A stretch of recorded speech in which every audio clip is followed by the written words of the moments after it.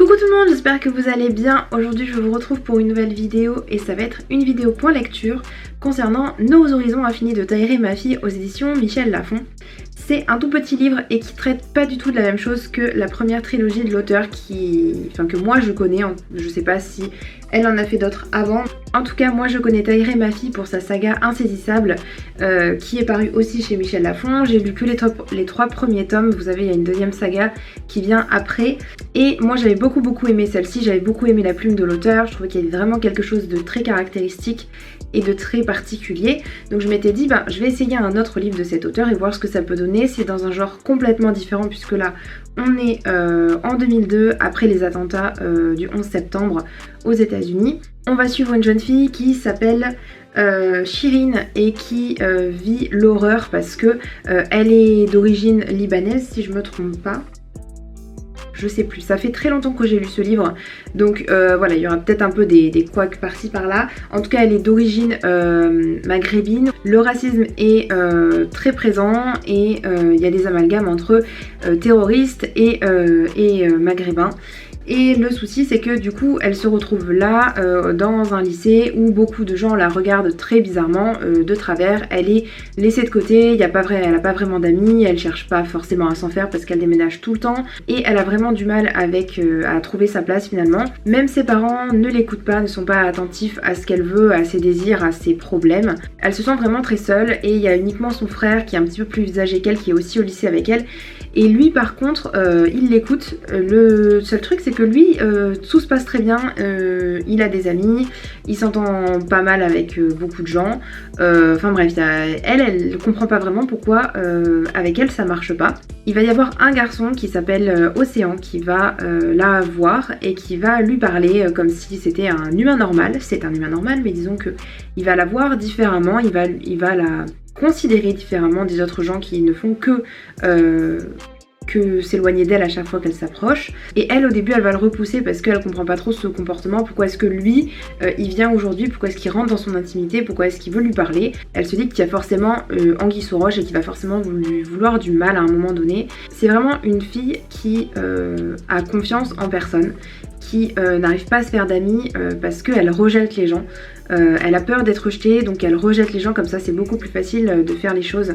Elle a vraiment une rage au fond d'elle-même, une colère du fait que à cause de sa couleur de peau, les gens ne l'apprécient pas, ne la voient pas comme un être humain comme les autres. Et cet Océan, du coup, la relation qu'elle va avoir avec lui au début, ça va être assez compliqué puisque comme je vous le disais, elle va le rejeter. Et au début, Océan, il est très intrigué.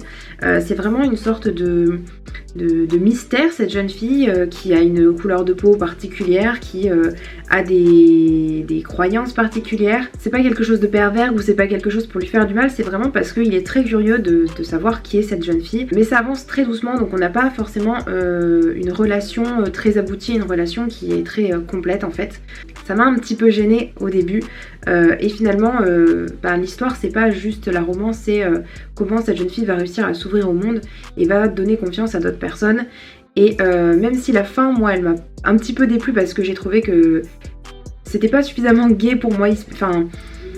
Du coup, ça montre que la vie est pas forcément toujours gay, mais j'aurais voulu qu'il y ait un petit peu plus peut-être un petit peu plus d'amour, un petit peu plus de gaieté là-dedans.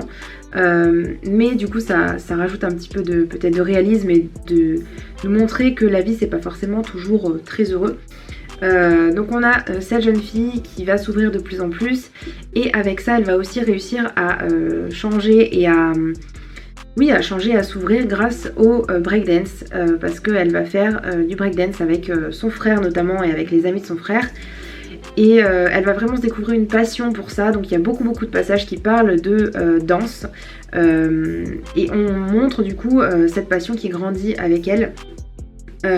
Donc ça c'était vraiment aussi très sympa, surtout pour ceux qui sont fans de danse. Je dois dire que je m'attendais à quelque chose de différent de la part de l'auteur parce que j'avais vraiment ressenti quelque chose de très fort à la lecture d'Insaisissable. Et il y avait des phrases qui étaient très courtes, un style assez haché, enfin vraiment un style particulier que je n'ai pas retrouvé ici, donc j'ai été un petit peu déçue. Je sais pas si ça vient de la traduction ou si c'est que elle avait vraiment pris ce ton là pour son autre série. Mais là j'ai pas retrouvé ça. J'ai bien aimé ma lecture mais sans plus. Les personnages étaient quand même assez attachants. L'histoire était J'aurais voulu peut-être qu'il y ait plus d'émotions, plus de choses.